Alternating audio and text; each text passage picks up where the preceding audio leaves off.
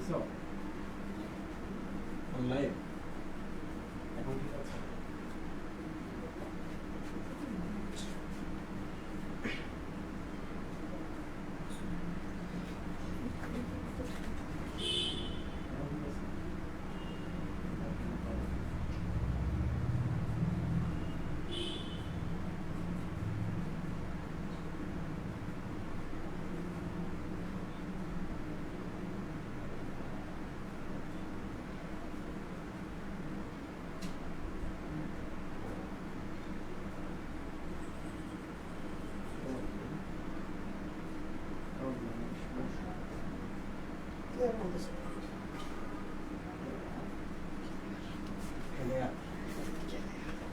সবকিছু ক্লিয়ার? ওকে।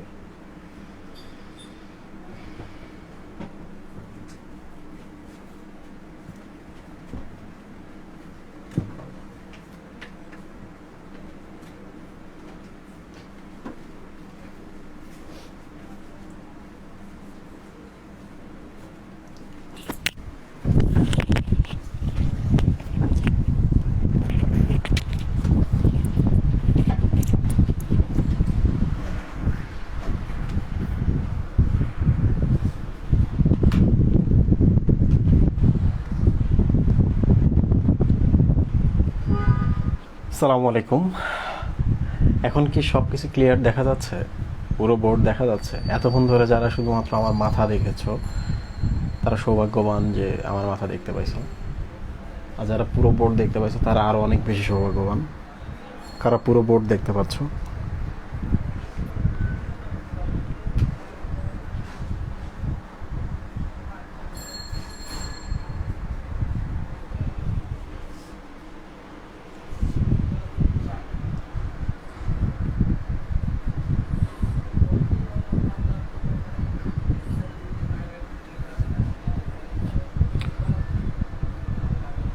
এদের কি সব কিছু ঠিক আছে?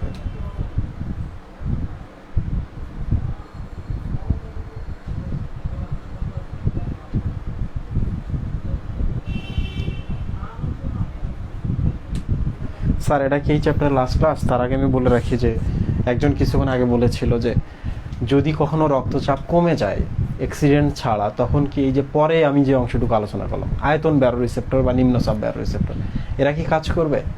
না। কাজ করার জন্য তো আরেক দল আছেই, যারা চাপ বাড়লেও কাজ করে, কমলেও করে। তাহলে এরা শুধুমাত্র তখনই কাজ করবে যখন তোমার শরীরে রক্তের আয়তনটা কমে যাবে। শোনো, শুধুমাত্র হচ্ছে রক্তপাত হলেই যে রক্তের আয়তন কমে তা কিন্তু না, আরও বিভিন্ন কারণে কমতে পারে। যেমন ডায়রিয়া হয়েছে তোমার শরীরে, ডায়রিয়া যদি হয়ে যায় তোমার শরীর থেকে যে পানিগুলো বের হয়ে যাচ্ছে, এই পানিগুলো কিন্তু হচ্ছে তোমার রক্তনালীর ভেতরে থাকা পানিগুলো, তখনও তো এই ঘটনাটা ঘটতে পারে। তখন কি কাজ করবে? আয়তন ব্যারো রিসেপ্টর বা নিম্নচাপ ব্যারো রিসেপ্টর। প্রচণ্ড ঘাম হয়েছে তোমার শরীরে, মরুভূমিতে গেছো, ঘাম কোত্থেকে আসে? রক্তে থেকে আসে। তা তখনও রক্তের আয়তন কমে যায়, তাহলে আয়তন ব্যারো রিসেপ্টর বা নিম্নচাপ ব্যারো রিসেপ্টরগুলো কাজ করবে। আর এমনিতে চাপ কমলে বাড়লে উচ্চচাপ ব্যারো রিসেপ্টর কাজ করবে। এটা খুব ভালো করে খেয়াল রাখবা। ওকে, ঠিক আছে। তাহলে আজকে আমরা এখন একটু রোগ নিয়ে আলোচনা করি। আমার নিজেরই খুব ভালো লাগছে, কারণ আমরা একেবারে শেষ টপিকগুলোতে আসতে পারছি, রোগ এবং চিকিৎসা। তো আমরা এখন দেখবো হচ্ছে রোগ এবং চিকিৎসা। ওকে, ঠিক আছে। তো হার্ট আছে এখানে, ব্যথা যদি হয় তাহলে মাথায় হবে, এখানে হবে। এই ব্যথাটা দেখা যেতে পারে আশেপাশে ছড়ায় যেতে পারে, আমি কিন্তু তোমাদের শার্লক গ্রুপে বলেছিলাম। তো এখন হার্টে যদি ব্যথা হয় তাহলে শুধু হার্টেই যে ব্যথাটা প্রকাশ করে তা না, পাকস্থলীতে কী হতে পারে? পাকস্থলীতে যেহেতু তার ভাই, কারণ এখান থেকে যে ভ্যাগাস স্নায়ুর শাখাটা আসে দুই পাশে ফুসফুসেও যায়, হৃৎপিণ্ডে তো যায়ই, নিচের পাকস্থলীতেও যায়। তাহলে পাকস্থলীও ব্যথা পাবে, কারণ একটা লাইন হৃৎপিণ্ডে আছে আর একটা লাইন পাকস্থলীতে আছে, তাহলে পাকস্থলী ব্যথা পাবে। একই কারেন্টের লাইন, এক জায়গায় কারেন্ট গেলে সব জায়গায় চলে যাবে। যদি হৃৎপিণ্ডে প্রবলেম হয়, দেখা যাচ্ছে দুই পাশের ফুসফুস আছে তাদেরও প্রবলেম হচ্ছে, শ্বাসকষ্ট হচ্ছে। পাকস্থলীতে সমস্যা হলে কী হয়? ঠিকঠাক পরিপাক হয় না, বমি বমি ভাব হয়, বমি হতে পারে। তো যাই হোক, আমরা এগুলো নিয়ে কথা বলবো না। আজকে আমরা বেসিক দেখবো, যে বেসিকগুলো তোমাদের খুব ভালো করে জানা উচিত। যদি এমন সম্ভব হয় যে তোমাদের গার্ডিয়ানকে নিয়ে এই অংশটুকু দেখতে চাও, তাহলে অবশ্যই তোমাদের গার্ডিয়ানকে ডাকতে পারো। ভালো করে খেয়াল করো, এটা হচ্ছে হৃৎপিণ্ড,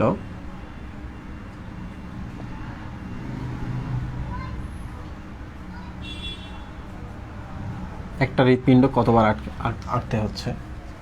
এটা হচ্ছে একটা হৃৎপিণ্ড, ঠিক আছে। তো হৃৎপিণ্ড থেকে তো রক্তনালী বের হয়,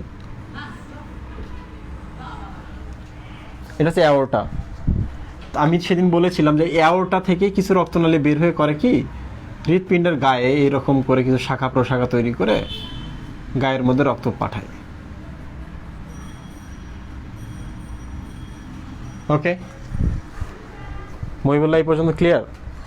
আচ্ছা, যদি কখনো এমন হয়, দেখো এটা হচ্ছে হৃৎপিণ্ড, তাহলে তার রক্তনালীগুলো খুব সরু সরু ছোট ছোট হবে। তুমি খাচ্ছ চর্বি, তোমার খাবার খাওয়ার সময় তোমার আলুটা একটু বেশি পছন্দ, আলুতে কিন্তু খুব বেশি পরিমাণ কোলেস্টেরল থাকে, চুপড়ি আলুতে অনেক কোলেস্টেরল থাকে।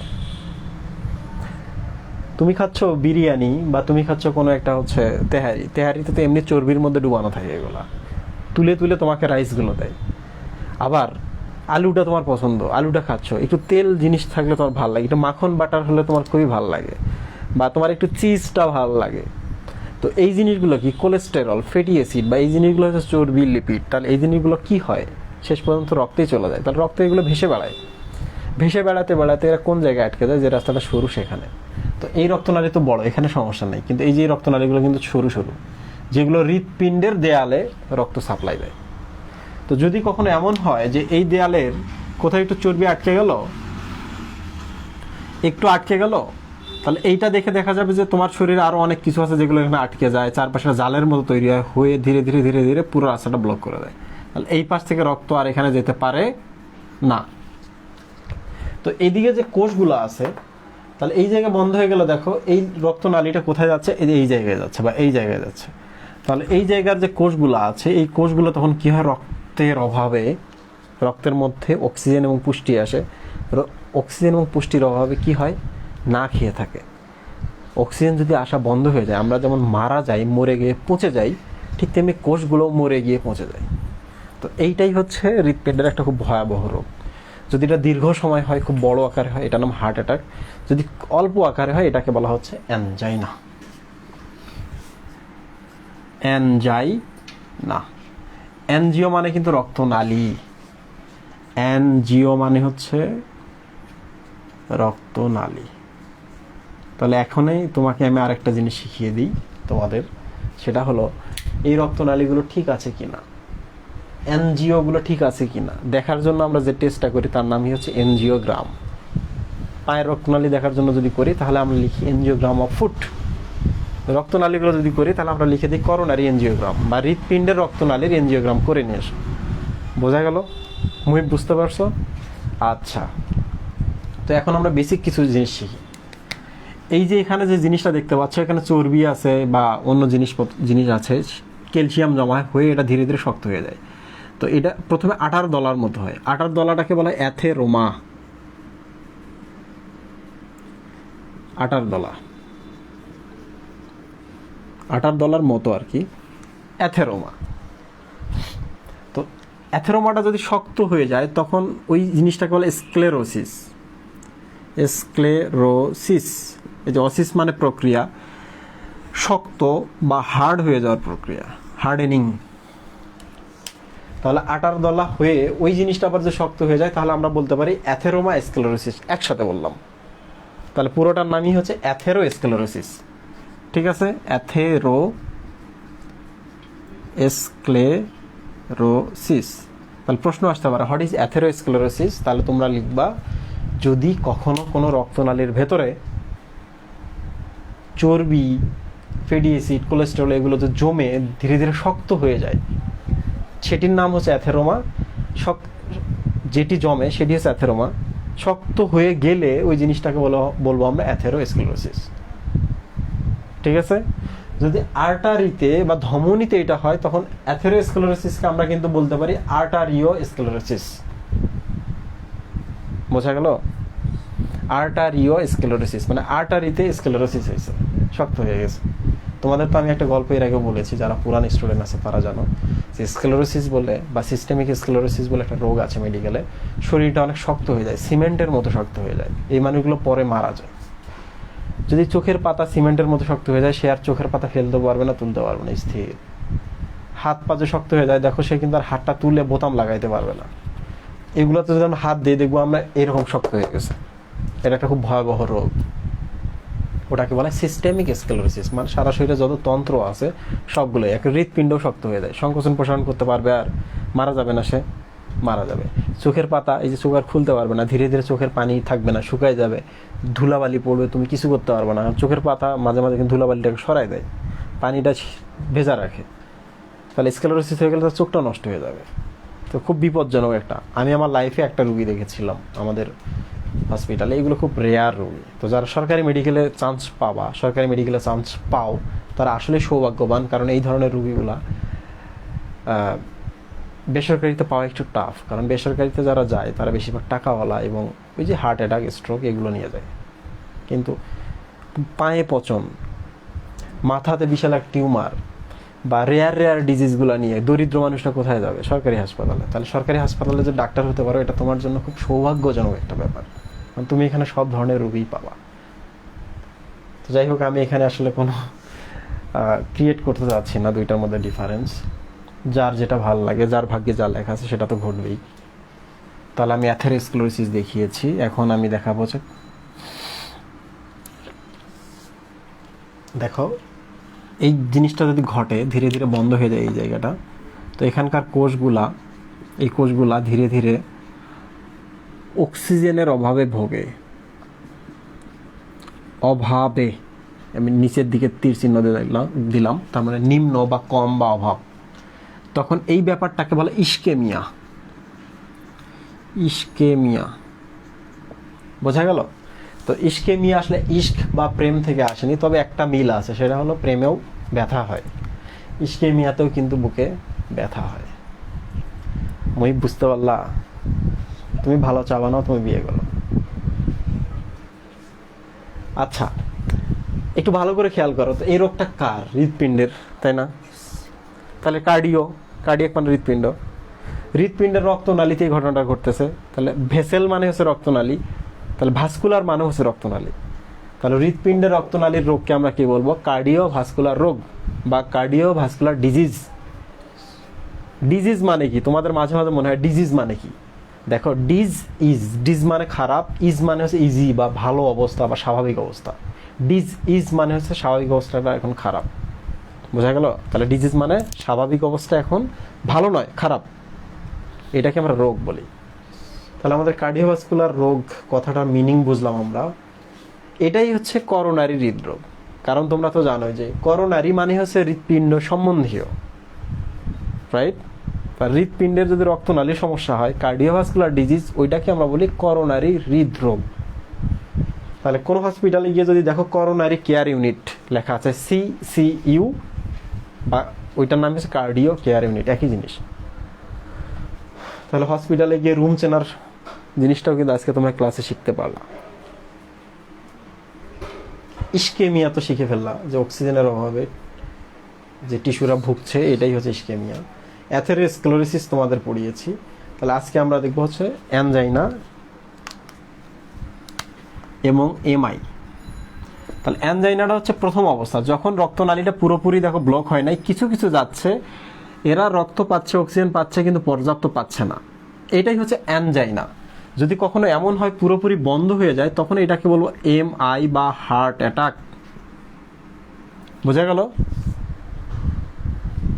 এম তো হচ্ছে মায়োকার্ডিয়াল, মায়ো মানে হচ্ছে পেশি, কার্ডিয়াল মানে হচ্ছে কার্ডিয়াকের পেশি, ঠিক আছে? মায়োকার্ডিয়াল মানে হচ্ছে হৃৎপিণ্ডের পেশি। ইনফার্কশন মানে ওই যে ইস্কেমিয়া হয়ে যদি কোনো টিস্যু মারা যায়, অক্সিজেনের অভাব পেয়ে যদি কোনো কোষ মারা যায়, ওটির নামই হচ্ছে ইস্কেমিয়া। ওটার নামই হচ্ছে ইনফার্কশন। মায়োকার্ডিয়াল ইনফার্কশন মানে হচ্ছে, মায়োকার্ডিয়াল ইনফার্কশন মানে হচ্ছে হৃৎপিণ্ডের পেশি পচে যাওয়া। তাহলে এটা খারাপ না ভালো? মহিবুল্লাহ, ভালো না খারাপ? এটা কি খারাপ? কি নিয়ে আলোচনা করছি আমি এতক্ষণ? এই যে তোমরা জানো না, মায়োকার্ডিয়াল ইনফেকশন। আচ্ছা, ঠিক আছে। তাহলে আমরা আজকে দেখবো হচ্ছে এই হার্ট অ্যাটাক দেখবো না, কারণ আমি পড়িয়েছি এটা হচ্ছে এক্সট্রিম অবস্থা। তাহলে আজকে আমি অ্যানজাইনাটা পড়াবো, মানে হার্ট অ্যাটাকের আগের অবস্থা। এটা কিন্তু তোমাদের অনেকের মধ্যে একটা ফিলিং আসে যে আমাদের কি হার্ট অ্যাটাক হচ্ছে বা আমরা কি এটার ভিতর দিয়ে যাচ্ছি। আজকে আমি তোমাদের এটা পুরো দেখাবো যে তোমাদের মধ্যে এই জিনিসটা ঘটতে পারে।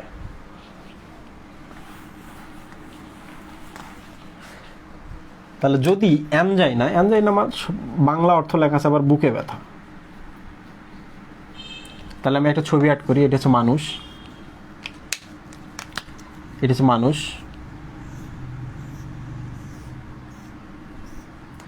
এটা হচ্ছে হৃৎপিণ্ড।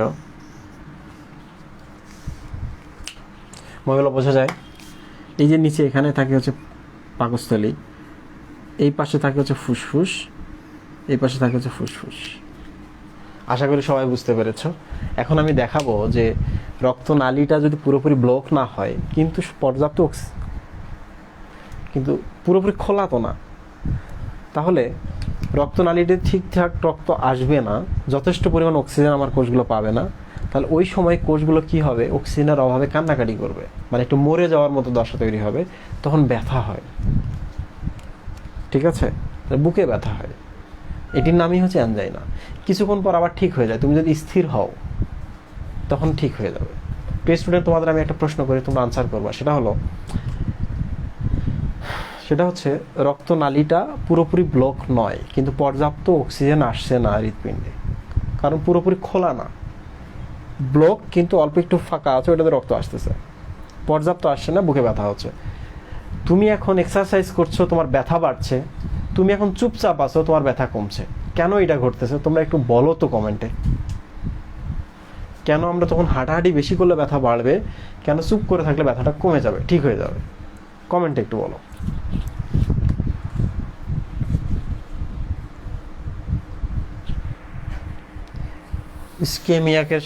ইস্কেমিয়ার সাথে কি এসএএন এর কোনো কানেকশন আছে? কানেকশনটা কেন থাকবে আমার একটু বলো। একটা হচ্ছে কারেন্ট সাপ্লাই আর একটা হচ্ছে রক্ত সাপ্লাই। অল ক্লিয়ার আছে। অ্যানজাইনা হার্ট ফেলিওরের মধ্যে ডিফারেন্স কি? ভোরের আলো আমি আজকে পড়াবো হার্ট ফেলিওর কি। তাহলে এখন আজকে একটু ক্লাসটা হয়তো একটু বেশি হবে, অক্সিজেন বেশি লাগবে এক্সারসাইজ করলে। চুপ করে থাকলে রক্ত পরিবহন কম হয়। এক্সারসাইজ করলে আমাদের দেহের বেশি ব্লাড প্রয়োজন হয়। পরিশ্রম করলে ব্লাড রানিং বেড়ে যাবে, এ কারণে ব্যথা বাড়ে। ব্লাড প্রেশার বেড়ে তাই ব্যথা বাড়ে। এখানে কেউ কেউ সঠিক আনসার করেছে শুরুর দিকে। অথৈ সরকার সঠিক, নাজমুন নাহার সঠিক, রবিউল হাসান সঠিক আনসার করেছ।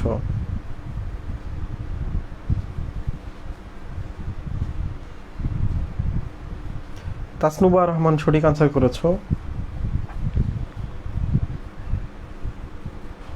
মৌলা ফারদিন একেবারে মানে নিখুঁত আনসার করেছ। রুবা, মাহমুদুল্লাহ রাজিন, রুবা তুমি নিখুঁত আনসার করেছো। সেটা হচ্ছে দেখো, এর গায়ে আসা রক্তনালীগুলো ব্লক, অল্প করে এমনিতেই রক্ত আসে, সেই রক্তে আবার অক্সিজেনও কম। তো তুমি যখন দৌড়াদৌড়ি করো, এই হার্টটা তখন কি বিট বেশি বেশি দিবে। বিট বেশি বেশি দিলে ওর যে পেশির কোষগুলো আছে তাদের অক্সিজেন আরও বেশি লাগবে, খাবার বেশি লাগবে। এমনি ব্লক কম আসতেছে, এখন তুমি যদি বেশি বেশি এটাকে বিট দেওয়ার ব্যবস্থা করো, এক্সারসাইজ করো, দৌড়াও, কাজ করো, তখন তো আরও অক্সিজেনের অভাব হবে, তাই না? এমনিতেই ব্লক কম আসে, তার উপর তুমি এটার আরও চাহিদা বাড়ায় দিচ্ছ, তাহলে ব্যথা বাড়বে না কমবে? ব্যথা বাড়বে। তুমি এখন চুপ করে থাকো। চুপ করে থাকলে তোমার শরীরের কোষ, সব কোষগুলো এখন চুপ হলে খাবার কম লাগবে। খাবার কম লাগলে হৃৎপিণ্ডটাও একটু কম খাবার দেবে, বিটটা কমিয়ে দেবে। বিটটা যদি নিজে কমিয়ে দেয় তাহলে হৃৎপিণ্ডের নিজের পেশিগুলোও এখন কম খাবার খাবে, কারণ তাদেরও কাজ কমে গেল। তাহলে তখন কি হবে, ওই অল্প পরিমাণ যতটুকু অক্সিজেন আসতেছে এটাতে কোনোভাবে মানিয়ে নিতে পারবে। বোঝা গেল? এই হচ্ছে ঘটনা। এখন চলে আসি আমরা লক্ষণে। লক্ষণ 1, আমরা বেশ মায়োকার্ডিয়াল ইনফার্কশন যেটা পড়েছিলাম, আমি পড়িয়েছি তোমাদের ক্লাসে, ওইটাই জাস্ট অল্প একটু পার্থক্য আছে। সেটা হচ্ছে হার্ট অ্যাটাক হলে ওটা চলতেই থাকে, হসপিটালে না গেলে ভালো হয় না। কিন্তু অ্যানজাইনা হলে ওটা 5 থেকে 30 মিনিট পর আবার ভালো হয়ে যায়। চুপচাপ থাকলা, একটু স্থির থাকলে ভালো হয়ে গেল। ওকে, দেখ কি হয়? তোমাদের মনে আছে বউ ঘুমে ঘন ঘন বমি করে, বলছিলাম তাই না? তাহলে তোমরা ওই ভিডিওটা দেখবা, ভিডিওটা আছে শার্লক গ্রুপে, শার্লক গ্রুপ থেকে তোমরা দেখে নিতে পারবা। ওইটাই জাস্ট আমি আজকে আরেকটু করে বলি। তাহলে এর শরীরে অক্সিজেন কম আসতেছে, পেশিগুলো কান্নাকাটি করছে, মানে ব্যথা হচ্ছে। তাহলে হৃৎপিণ্ডের ব্যথা হলে আমরা প্রথম টের পাবো কোথায়? বুকের মাঝখানে। এখানে একটা স্টারনাম আছে বা উর ফলক আছে, এটার পেছনে ব্যথাটা হবে, ঠিক কিনা? তাহলে বুকের মাঝখানে স্টারনামের পেছনে বা উর ফলকের পেছনে ব্যথা হবে। তাহলে ব্যথা কোথায় হয়? কোথায় হয় আমরা পেলাম, কোথায় হয় পেয়েছি। 2, ভালো করে খেয়াল করো, এই ব্যথাটা কিন্তু বিভিন্ন জায়গায় যায়, রাইট? দেখা যাচ্ছে যে এখানকার ব্যথাটা, বুকের ব্যথাটা বামের দিকে যাচ্ছে, ডানের দিকে যাচ্ছে, একটু নিচে যাচ্ছে। বুকের যেহেতু হৃৎপিণ্ড ভেতরে আছে, তাহলে খাঁচার পেছনের দিকে বা পিঠেও একটু ব্যথা হতে পারে, কারণ এই ভেতরের ব্যথাটা বিভিন্ন দিক দিয়ে আমরা বুঝতে পারি। এই ব্যথাটা ধীরে ধীরে গলায় আসতে পারে, ঘাড়ে আসতে পারে, নিচের চোয়ালে যেতে পারে, এমনকি দাঁতেও ব্যথা করতে পারে। মাঝখানে যেহেতু ফাঁকা, তাহলে উপরে চলা যাবে না ব্যথাটা, রাইট? বোঝা গেল? এদিকে আসতে পারে ব্যথাটা, বাহুতে। তাহলে আমরা পেলাম ব্যথা কোথায় যায়, এটাও আমরা পেলাম। এখন দেখি আমরা ব্যথাটা কখন বাড়ে কখন কমে, কখন বাড়ে কখন কমে। তুমি খুব এক্সারসাইজ করছো, হাঁটাহাঁটি করছো, শারীরিক পরিশ্রমের কাজ করছো, ব্যায়াম করছো, ব্যথা বাড়বে। তুমি স্থির হও, চুপ থাকো, রেস্ট নাও, ব্যথাটা কমে যাবে। ওকে, শেষ। ব্যথাটা কতক্ষণ থাকবে? বেশিক্ষণ থাকে না এটার ব্যথা, কারণ এটা তো হার্ট অ্যাটাক না যে কন্টিনিউয়াস থাকবে। 5 থেকে 30 মিনিটের মতো, বইয়ে যে সংখ্যাটা আছে এটা দেখে নেবা। এখন দেখো, এর ব্যথাটা কি সে একাই ভোগ করবে? জন্মসূত্রে তো ফুসফুস তার ভাই, পাকস্থলী তার ভাই, তাহলে বমি বমি ভাব হতে পারে, কারণ এর ব্যথা পাকস্থলী কান্নাকাটি করছে। 4, 5 এর ব্যথা, তাহলে এরাও কান্নাকাটি করবে। তাহলে ফুসফুস যদি কান্নাকাটি করে, তাহলে ফুসফুসের যেহেতু লাইন আছে আমাদের মুখ পর্যন্ত, তাহলে ফুসফুসগুলা কি হবে? ঘন ঘন শ্বাস প্রশ্বাস নেবে। এটাকে বলে শ্বাসকষ্ট, শ্বাসকষ্ট বা শ্বাস প্রশ্বাস বেশি বেশি। ঠিক আছে, কেন হয় আমি একটু ব্যাখ্যা করি তোমাদের। তোমরা কি একটু কমেন্টে বলতে পারবা কেন একটা মানুষের হার্ট অ্যাটাকের সময় কিংবা অ্যানজাইনার সময় শ্বাস প্রশ্বাসটা বেড়ে যায়? তোমরা একটু কমেন্ট করো, আমি চেক করি।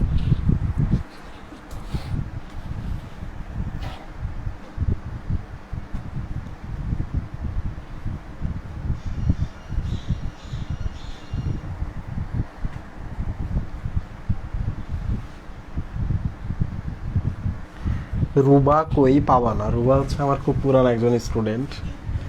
সে একটি ভাই, বড় ভাইয়ের আইডির আড়াল থেকে ক্লাস করে, তোমরা তাই খুঁজে পাবো না।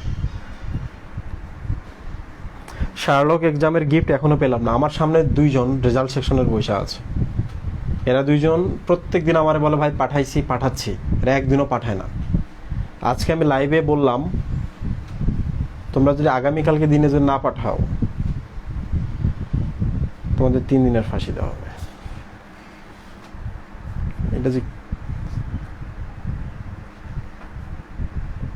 ভাই, এখানে কি ল্যাকটিক অ্যাসিড উৎপন্নের কাহিনী আছে? মনোয়ার মাহতাব বলেছ, সাবাস। আমি তো ওদিকে যাই নাই, আমি তো ওটা বলি নাই। এটা যদি এডমিশন কোর্স হতো তাহলে আমি বলতাম। শোনো, কোনো কোষের মধ্যে যদি অক্সিজেন না যায়, অক্সিজেনটা আসলে কেন দরকার হয়? ওই কোষের ভেতরে যে গ্লুকোজটাকে ভাঙার জন্য, তাই না? তো অক্সিজেনটা যদি না যায়, তাহলে ওই গ্লুকোজটা কি হবে? এখন ওই যে ইথানল হয়, ল্যাকটিক অ্যাসিড হয়, অবাধ শ্বসন, মানে অক্সিজেনের অভাবে শ্বসন ঘটে, ল্যাকটিক অ্যাসিড উৎপন্ন করে। উদ্ভিদে কিন্তু ল্যাকটিক অ্যাসিড হয় না, উদ্ভিদে হয় হচ্ছে অ্যালকোহল। আমরা প্রাণী, আমাদের হয় ল্যাকটিক অ্যাসিড। ল্যাকটিক অ্যাসিড যদি ওখানে উৎপন্ন হয়, তাহলে কি হবে? ব্যথা হবে না? ওই যে আমরা খুব দৌড়াই, দৌড়ানোর পর আমাদের পায়ে কি হয়? ব্যথা হয়। কারণ কি? Lactic acid.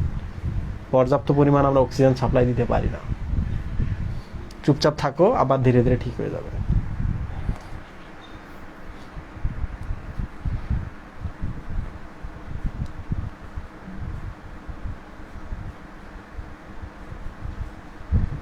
কি চমৎকার সবে আনসার লিখছে, সবারটাই ঠিক আছে। যে কেন শ্বাস প্রশ্বাস বাড়ে একটু ভালো করে খেয়াল করো। হৃৎপিণ্ডের পেশিগুলো নিজেই কিন্তু কি পাচ্ছে না, অক্সিজেন পাচ্ছে না। তা মাথার এখন চিন্তা ভাবনা কি, যে কোষ অক্সিজেন পাচ্ছে না, তার মানে সে দায়ী করে কাকে? ফুসফুসকে। বলে তুমি নিশ্চয়ই অক্সিজেন দাও নাই, কারণ মাথা কিন্তু বুঝতে পারে না যে রক্তনালীর ভেতরে রাস্তা ব্লক হয়ে আছে। ফুসফুসকে বলে তুমি দিচ্ছ না অক্সিজেন, দোষ পড়ে তার ভাইয়ের উপরে। ফুসফুস তখন সংকোচন প্রসারণ করে খালি অক্সিজেন আনার চেষ্টা করে, আর রাস্তা তো ব্লক, অক্সিজেন আনলে লাভ আছে? তো শ্বাসকষ্টটা আসলে এই জন্যই হয়। ঠিক আছে, তো আর কোনো লক্ষণ আছে কি? বই দাও তো।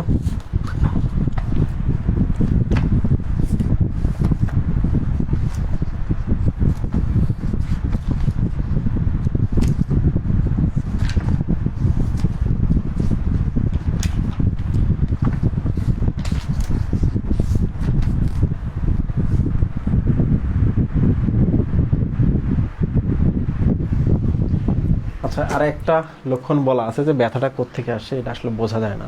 মাঝে মাঝে এমন হতেই পারে যে তোমার মনে হতে পারে বুক জ্বালা পোড়া করছে, আসলে তোমার হার্ট অ্যাটাক হচ্ছে। মাঝে মাঝে তোমার মনে হতে পারে নিষ্পেষণ, একটু বুক চাপ চাপ, খারাপ লাগছে, মাথা একটু ঝুলে পড়ছে, দুর্বল লাগতেছে, কেমন হাঁসফাঁস লাগতেছে। কারণ ব্যথাটা যে সবসময় আমরা পাবো তা না। মাঝে মাঝে কেন ব্যথাটা আসতেছে বোঝাও যায় না, কিংবা ব্যথাটাও ঠিকঠাক হয় না। আচ্ছা, ব্যথাটা কেন বোঝা যায় না? কারণ তো খাঁচার ভেতরে কোন জায়গায় ব্যথা হচ্ছে, চারপাশে যদি এখানে ব্যথা আসে, আমি তো ডাক্তারের কাছে গিয়ে বলো আমার একটা এক্সরে করে দেখেন তো আমি এখানে আঘাত পাইছি কিনা। তুমি বলো ওই যে একদিন ফুটবল খেলছি এই জন্য আঘাত, বোঝা যায় না। যাই হোক, শেষ।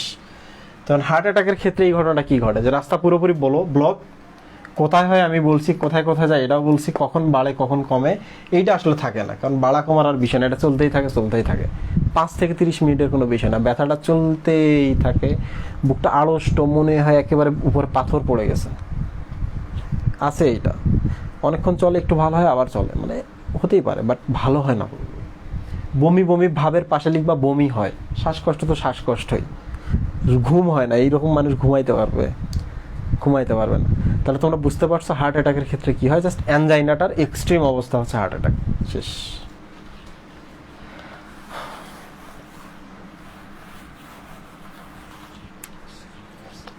এখন আমরা পড়বো কি মহিবুল্লাহ?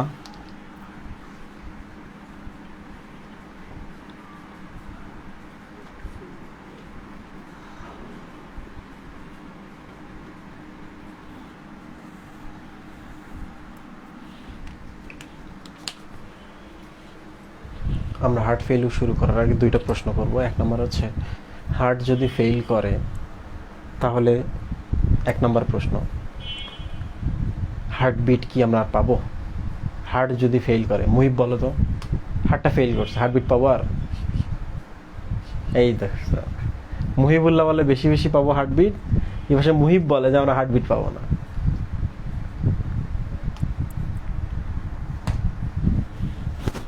সুবি ভাই কই? ঘুমাইতেছে?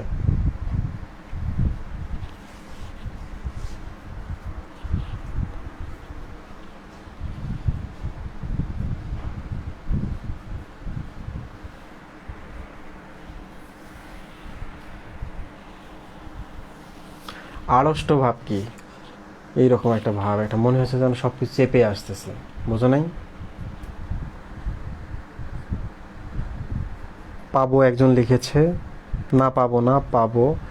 1 দিন দিয়া 2 দিন ঝুলাই রাখবে।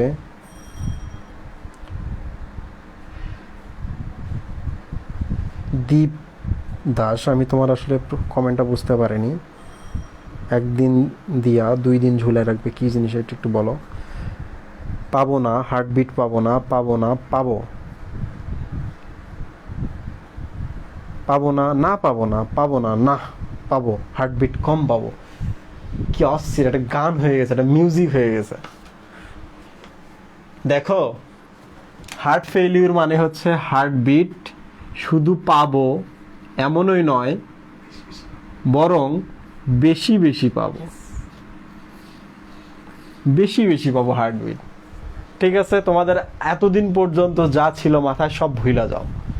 হার্ট ফেইলিউর হলে হার্টবিটের পরিমাণ বেড়ে যায়, এত বেড়ে যায় তোমার মনে হবে যে তোমার হার্ট কাউরের না কাউরের সাথে প্রতিযোগিতায় লাগছে টাকা খেয়ে, কে ফার্স্ট হয়, কে বেশি বিট দিতে পারে, এইরকম বিট দেয়, খালি এরকম এরকম বিট দিচ্ছে, এরকম এরকম বিট দিচ্ছে। আচ্ছা কারা বেশি বেশি পড়ে আমাকে বলো তো? আর যারা বোঝে না তারা পড়ে, যাদের মাথায় থাকে না তারা বেশি পড়ে, ঠিক কি না? তার মানে বেশি পড়তেছে, কাজ কিন্তু হইতেছে না। তো হার্ট বিটের ক্ষেত্রে এরকম, বিট বেশি দিতেছে, সে আসলে কোনো কাজ করতে পারতেছে না, বা কাজ হচ্ছে না বলেই বিট বেশি দিচ্ছে, ব্যাপারটা এরকম, ঠিক না? তাহলে হৃৎপিণ্ডের কাজ কি? অক্সিজেন পাঠানো, রক্ত পাঠানো, রাইট? এখন সে কখন বেশি বিট দিবে? যখন সে আসলে পারতেছে না কোথাও অক্সিজেন এবং যথেষ্ট পরিমাণ রক্ত। হতে পারে দুইটা কারণ, সে নিজেই কম রক্ত পাচ্ছে, কিংবা হতে পারে আরেকটা কারণ, সেটা হচ্ছে সে আসলে দুর্বল হয়ে গেছে, তাই না? যারা বেশি দুর্বল, বাপ মা বলতেছে পড়িস না কেন, তখন সে কি করে? দরজা খুলে দিয়ে ধাক্কাধাক্কি করে বইটা নিয়ে করে পড়াশোনা করে। আসলে এই পড়া হয়? হয় না। হার্টবিটটাও এরকম, যে কাজ হচ্ছে না, পাঠাইতে পারতেছে না, তারপরেও তুমি তারা বলতেছো পাঠাইতে, সে এখন বেশি বেশি করে বিট দিতেছে। বোঝা গেল না? তাহলে এই জিনিসটা মনে রাখবা, হার্টবিট বেড়ে যায় হার্ট ফেলিওরে। কি কি ঘটনা ঘটে আমি দেখাই তোমাদের। তাহলে একটা মানুষের ছবি আমরা এবার আর্ট করি, খুব সুন্দর একজন মানুষের ছবি অ্যাড করি। ধরা যাক আজকে আমি পাওলো পিকাচো। মুখ, মানুষ, এই হচ্ছে মানুষের পা,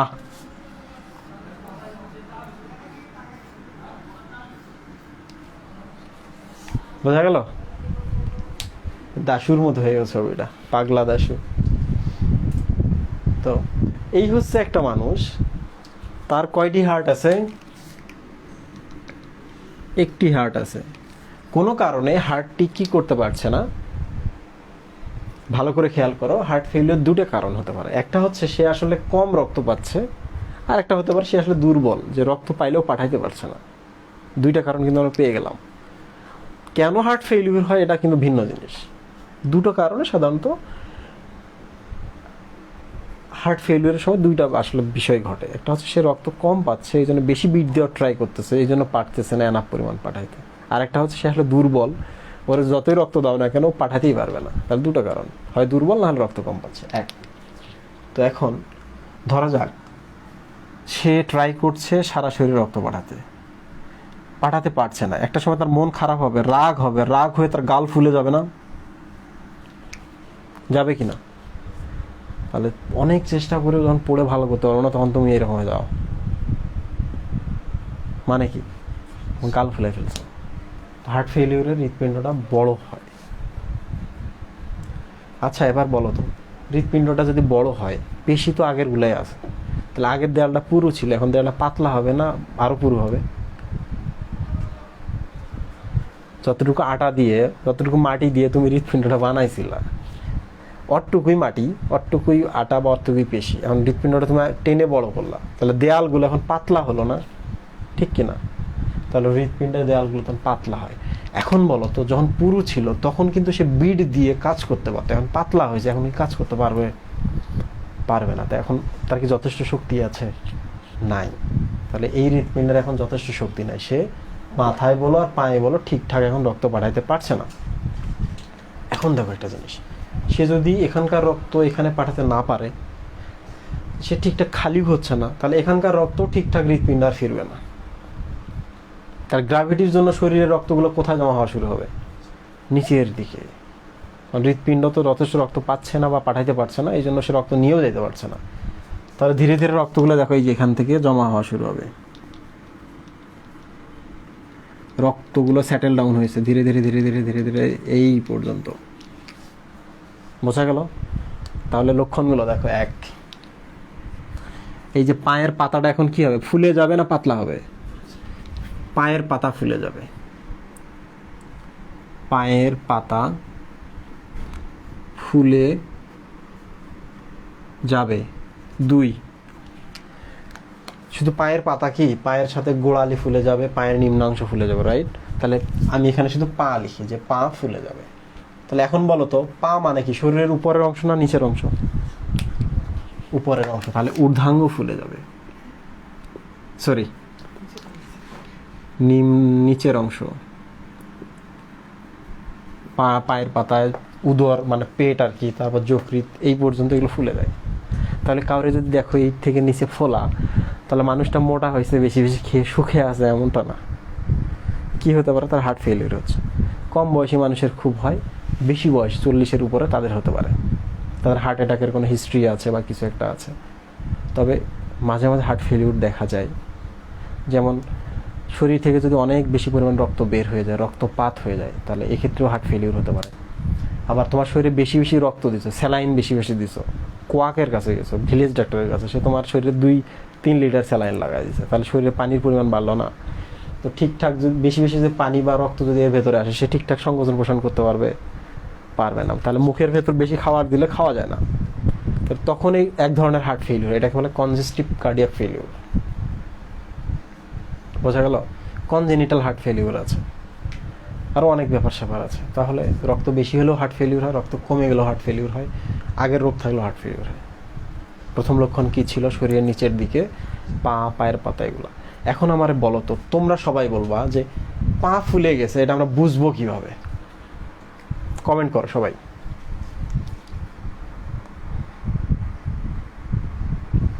সিদ্ধাতুল মুনতাহা প্রশ্ন করেছো, পায়ের পাতা ফুলবে কেন? এ রক্ত পাচ্ছে না যথেষ্ট পরিমাণ, পাঠাতে পারছে না এখানে। সে যদি খালি না হয়, তাহলে এখানকার রক্তগুলো কিভাবে এখানে যাবে আমারে বলো তো? তার নিজের শক্তি নাই যে এনাফ পরিমাণ পাঠাবে, আবার তার নিজের শক্তি কি থাকবে যে টেনে নিয়ে আসবে? হৃৎপিণ্ড তো রক্ত পাঠিয়েও দেয়, আবার রক্ত টেনেও নিয়ে আসে। তাহলে ধীরে ধীরে কি হবে, বাইরে যে রক্তগুলো যাইতে পারছে না, আসতে পারছে না, এরা ধীরে ধীরে নামতে নামতে নামতে নামতে শরীরের নিচের দিকে সেটেল হওয়া শুরু হবে। কিভাবে বুঝবো যে পা ফুলে গেছে? দেখলেই তো বুঝবো। নাজমুন নাহার বলেছেন, না দেখলেই বুঝবো না। তোমার বাবার যদি পা ফুলে যায়, তুমি টেরে পাবা না, তোমার মনে হবে যে বাবা তো এইরকমই। চোখের সামনে যদি সন্তান থাকে, মা কিন্তু শুকাই গেছে, মোটা হয়ে গেছে বোঝে না। যখন থেকে 10 দিন পর হস্টেল থেকে আসছে, বাবা না খেয়ে খেয়ে শুকাই গেছে। ঠিক কইছি? এই যে তোমারে দেখে না তোমার মা, লাইভে দেখলেই বা তোমাকে ফেসবুক মেসেঞ্জারে দেখলেই বলে মোটা হয়ে গেছে কেন বাবা, টসটসি হয়ে যাবে পা। মুনাওয়ার মাহতাব বলেছে পা নাকি টসটসি হয়ে যাবে, পুরনো জুতা খাটবে না। অথই সরকার, সাবাস, তুমি এত ট্যালেন্টেড কেন? তুমি সঠিক কথাটা বলছো যে একটা মানুষের পা ফুলে গেছে, আগে যে জুতাগুলো পরতো, স্যান্ডেলগুলো, এখন কি হবে? জুতাগুলো চাপ হবে, দেখে বোঝা যায়। আমি তাহলে রুগীকে বলবো, আপনি যে আগে জুতাগুলো পরতেন, ওগুলো কি এখন পায়ে 8-8 মনে হয়? রুগী বললো, জি স্যার তাই তো। আপনি যে আগে কাপড়টা পরতেন, বোতামগুলো পরতেন, এমনকি বোতামটা ছিঁড়ে গেছে না, বোতামগুলো খুলে রাখতে হয় নাকি টাইট মনে হয়? স্যার টাইট মনে হয়, বোতামগুলো লাগাতেই পারি না। ও বুঝছি, আপনার হার্ট ফেলিওর। বুঝো নাই? তাহলে ডাক্তার হওয়ার মজা হলো এইটা। হ্যান্ডশেক করলেই তুমি 40 ধরনের রোগ আলাদা করে ফেলবা, হ্যান্ডশেক করলে রোগী। তাহলে এগুলোই হচ্ছে শার্লক, রাইট? তাহলে ফুলে যাওয়ার ব্যাপারটা আমি কিন্তু বললাম তোমাদের। তিনটা জিনিস সব থেকে বেশি দেওয়া যায়। আর একটা হচ্ছে শ্বাসকষ্ট। কেন শ্বাসকষ্ট হয় একটা হার্ট ফেলিওরের রোগীর? একটু ভালো করে খেয়াল করো যে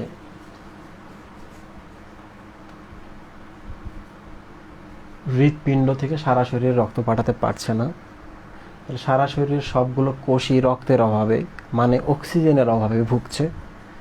অক্সিজেনের অভাবে যদি ভোগে, তাহলে তোমার শরীর তো মাথা বুঝে ফেলবে যে নিশ্চয় হৃৎপিণ্ড রক্ত পাঠাতে পারছে, অক্সিজেন আসছে না, মানে তো ফুসফুসের দোষ। অক্সিজেনের কিছু হলেই ফুসফুসের দোষ। তো ফুসফুসকে বলে আপনি তাড়াতাড়ি শ্বাস প্রশ্বাস নেন, নিয়ে অক্সিজেন পাঠান। বুঝছো? তাহলে এই বেশি বেশি শ্বাস প্রশ্বাস নেওয়াটাই হচ্ছে শ্বাসকষ্ট। তাহলে শ্বাসকষ্টের এটা আমি কিন্তু বলে ফেললাম। এই শ্বাসকষ্টটা রাতে বেড়ে যায়, রাতে বেড়ে যায়।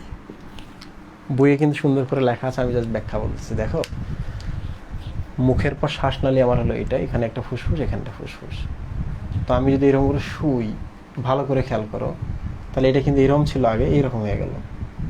ফুসফুসে থাকা যে রক্তগুলা বা ফুসফুসে থাকা যে মিউকাসগুলা, যেগুলো আমার কাশির সাথে কফ হিসাবে বের হয়ে আসে, তাহলে এগুলো কী হবে? গড়ায় গড়ায় গড়ায় গড়ায় গড়ায় গড়ায় এদিকে চলে আসবে, রক্তগুলো আসবে। তাহলে শ্বাসনালীর ভেতরে যদি পানি জমে, রক্ত জমে, তুমি শ্বাস নিতে পারবা? তোমাকে কী করতে হবে? ঘুম থেকে এরকম লাফ দিয়ে উঠতে হবে। বোঝা গেল? কিছু বোঝো নাই? তাহলে এটা গ্র্যাভিটির জন্য এই ঘটনাটা ঘটে, যে তুমি যে শো, ফুসফুসের রক্তগুলা পানিগুলা আসে গলা পর্যন্ত আসে, শ্বাসকষ্ট হয়, ঘুম থেকে লাফ দিয়ে ওঠো, বসে থাকো কিছুক্ষণ, আবার ঠিক হয়ে যায়। তাহলে রাতে শ্বাসকষ্টটা বেড়ে যায়। গলায় যেহেতু আসলো, এখানে কাশি হবে না, তাহলে কাশি হবে। এখন বলো তো, কাশির সাথে কি আসতে পারে? মিউকাস আসতে পারে, কফ আর কি, আর একটা হচ্ছে রক্ত আসতে পারে, তাজা তাজা গোলাপি রক্ত। বোঝা গেল?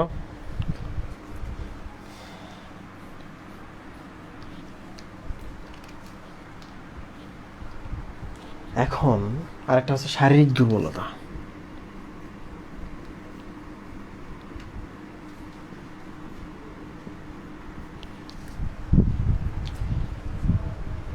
শারীরিক দুর্বলতা হয় হার্ট ফেলিউরের সময়। কেন শারীরিক দুর্বলতা হয় আমি বলি। হৃৎপিণ্ড ঠিকঠাক রক্ত পাঠাতে পারছে না, তাহলে সব কোষে তো অক্সিজেনের অভাবে ভুগছে। অক্সিজেনের অভাবে যদি ভোগে, তাহলে গ্লুকোজ থেকে আমরা তখন কি করতে পারবো না? এটিপি বা শক্তি বানাইতে পারবো না। তাহলে কোষগুলো সবগুলাই শক্তির অভাবে ভুগতেছে। আর তুমি যদি হাঁটাহাঁটি করো, শারীরিক দুর্বলতা বেড়ে যাবে। এমনকি সিঁড়িতে যখন উঠবা, বাজার সদাই যখন করবো, তখন তোমার শ্বাসকষ্ট হবে, শারীরিক দুর্বলতা বাড়বে। কারণ কি? স্টুডেন্ট, তোমরা কি সবাই এই পর্যন্ত বুঝতে পারছো? যদি পারো একটু কমেন্টে বলো আমরা বুঝতে পেরেছি। তাহলে এখন আমি শেষ করব।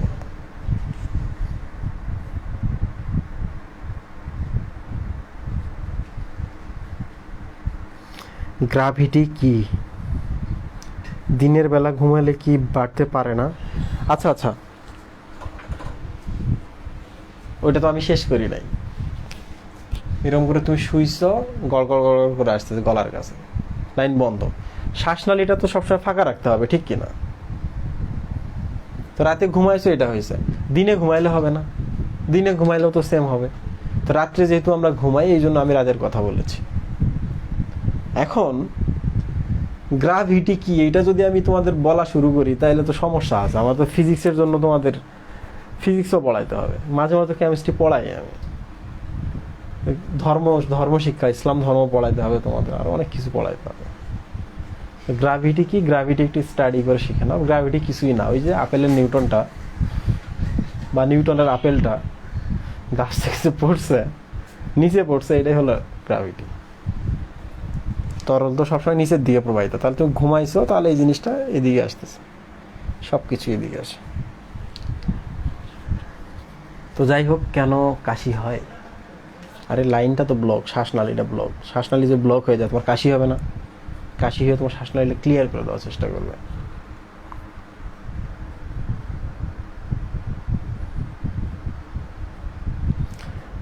আচ্ছা, এখন আরেকটা কথা বলি, সেটা হলো তোমার যেহেতু ঘুমালে হার্ট ফেলিউর, যেহেতু তুমি রোগী, ধীরে ধীরে ধীরে ধীরে গলায় আসতেছে, তা তুমি এক কাজ করো, বালিশটা উঁচু করো, আর একটু উঁচু করো। এখন দেখো ফুসফুসের রক্তগুলা গড়ে গড়ে উপরে আর উঠতে পারবে? পানির কি পা আছে যে উপরে উঠবে? তাহলে নিচে থাকবে। তাহলে তোমার কিন্তু শ্বাসনালীটা ক্লিয়ার থাকলো, নালীটা বা নলটা ক্লিয়ার থাকলো, তোমার আর কাশি হইলো না, শ্বাসকষ্ট হইলো না। ঠিক আছে? আমরা কি সব কিছু বোঝাতে পেরেছি আপনাদের? আর দুই একটা লাইন বললে আজকের আমাদের ক্লাস শেষ। আচ্ছা, এই শ্বাসকষ্টটাকে বলা হয় সক্রিয় নিষ্ক্রিয়। দেখো,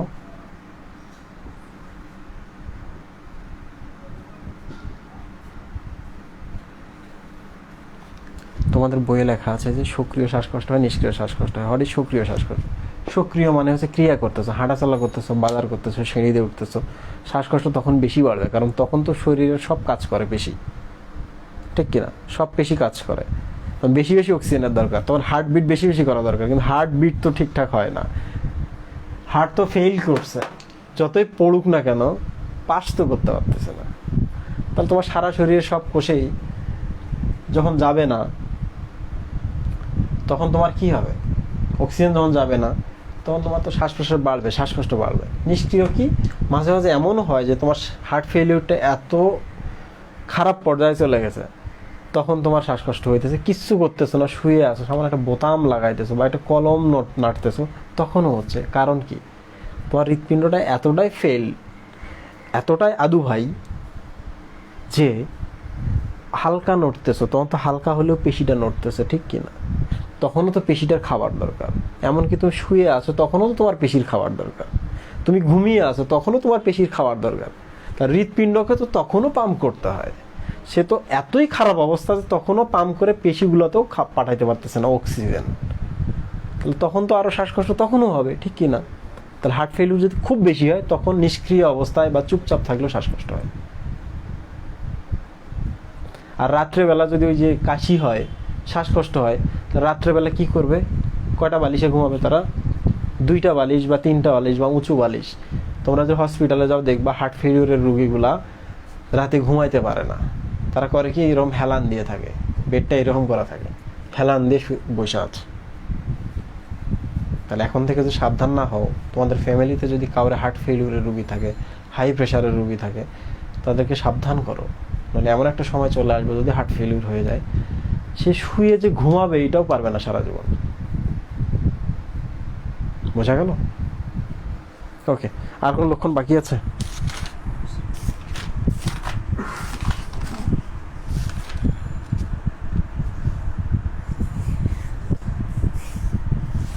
আচ্ছা, লাস্ট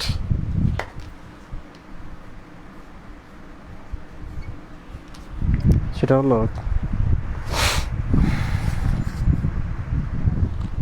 হৃদস্পন্দনটা খুব বেড়ে যায়। কেন বেড়ে যায় দেখো, আমি তো বলছি তোমাদের, ও তো কাজই করতে পারে না। তাহলে সবগুলো কোষই এখন অক্সিজেনের অভাবে, তারা তো সবসময় হার্টের মুখাপেক্ষী। তখন হার্ট কী করবে? সে পারতেছে না, তার শক্তি নাই, কিংবা তার শরীরের ভেতরে রক্ত নাই। তখন সে করতেছে কি, খুব বেশি বিট দিতেছে, দিয়ে ট্রাই করতেছে পাঠাতে, কাজ কিন্তু হইতেছে না।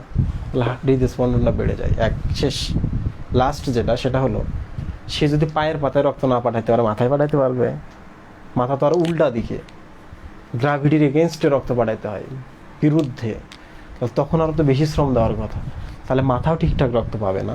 মাথা যদি ঠিকঠাক রক্ত না পায়, তাহলে স্মৃতিগুলো ঠিকঠাক কাজ করবে না। আমি তোমাদের পড়াতে পড়াতে হুট করে অন্য মানুষ ভাবে কী পড়াচ্ছিলাম, আমি এখানে লিখতে গিয়ে কনফিউজড হয়ে যাব, আমি যেন কী আর্ট করতে চাচ্ছিলাম। আমি কোনো কিছু একটা মনে করতে গিয়ে মনে হবে আরে কী যেন বলতে চাচ্ছিলাম, কী যেন বলতে চাচ্ছিলাম ভাই। তাহলে এই একটা অবস্থা তৈরি হবে, ঠিক কি না? তো হার্ট ফেলিউর হলে এই সমস্যাগুলো হইতে পারে। হার্ট ফেলিউর যেন না হয়, অ্যানজাইনা যেন না হয়, হার্ট অ্যাটাক যেন না হয়, কি করতে হবে? ওই যে ডায়াবেটিস, হাই প্রেশার নিয়ন্ত্রণে রাখতে হবে, ফলমূল খেতে হবে ফরমালিন মুক্ত বা ওষুধ মুক্ত, তাজা জিনিস খেতে হবে, হাঁটাহাঁটি একটু বেশি করতে হবে, শারীরিক পরিশ্রমের কাজ করতে হবে, শরীরে চর্বি জমতে দেওয়া যাবে না, খাবার নিয়ন্ত্রণ করতে হবে। মনে রাখবা, আমরা তো যেটা করি ভাতের প্লেটের মধ্যে, ওই যে বলছিলাম কিছুক্ষণ আগে একটা গল্প, যে আমরা এতই ভাত খাই, প্লেট ভরে আমরা ভাত নেই, একটা মাংসের টুকরোর সাথে যদি অল্প একটু ঝোল থাকে 1 চামচ, আমরা 2 প্লেট ভাত খেয়ে ফেলি ওই ঝোলটা দিয়ে। মাংস কিন্তু এখনও প্লেটের মধ্যে আছে, রাইট? তারপর আমরা আবার 1 প্লেট ভাত নিই, ঝোল তো নাই, এখন কি করি? ওই যে মাংসর যেটা আছে ওর গায়ে তো একটু ঝোল লাগানো আছে, ওইটা ওর ভাতের মধ্যে দিয়ে ভাতটা মাখি, মাখার পর মাংসটা আলাদা করে রাখি, মাংসের গায়ে ঝোল দিয়ে ভাতগুলো একটু হয়েছে ওইটা খাওয়া শুরু করি, ঠিক কিনা? এরপর আবার ভাত নেই, একটু করে সাদা ভাত নেই, এক টুকরো করে মাংস কামড়াই খাই, মানে ভাতটা খেতেই হবে। তো ভাতের পরিমাণ যা খাও তোমরা একটু কমানোর ট্রাই করো যদি ওজন বাড়ে। আর একটা কথা বলে রাখি, শুকনা মানুষ, গায়ে চর্বি নাই, তার হার্ট অ্যাটাক হবে না, তার হার্ট ফেলিউর হবে না, এমন কোনো কিন্তু কথা নাই, তাদেরও হয়। এখন তো অল্প বয়সের, আমার থেকেও জুনিয়র বাচ্চা মানুষেরও হার্ট ফেলিউর হইতেছে, 16-17 বছর বয়স হার্ট অ্যাটাক করে মারা যাচ্ছে। ঠিক আছে, কায়িক পরিশ্রমের কাজ করো, শরীরে কোনো চর্বি জমতে দিও না। এটা সবার জন্যই, শুকনো মানুষ, মোটা মানুষ, সবার জন্যই। তো আমি আজকে এই পর্যন্ত শেষ করেছি। তো একটু ভাল লাগছে কারণ আরেকটা ক্লাস নিতে হবে, আরেকটা ক্লাস নিলে এই চ্যাপ্টার শেষ, পরে 2টো ক্লাস আছে। ওই 2টা ক্লাসে আমি চেষ্টা করব যত দূর বেশি পড়ানো সম্ভব হয় হব। আরেকটা তো ফ্রি ক্লাস আছে তোমাদের জন্য, extra class, problem solving class, ওটা তো করাবোই। ভালো থাকো, সুস্থ থাকো, রেজাল্ট আজকেরটা পেয়ে যাওয়া খুব দ্রুত। আল্লাহ হাফিজ।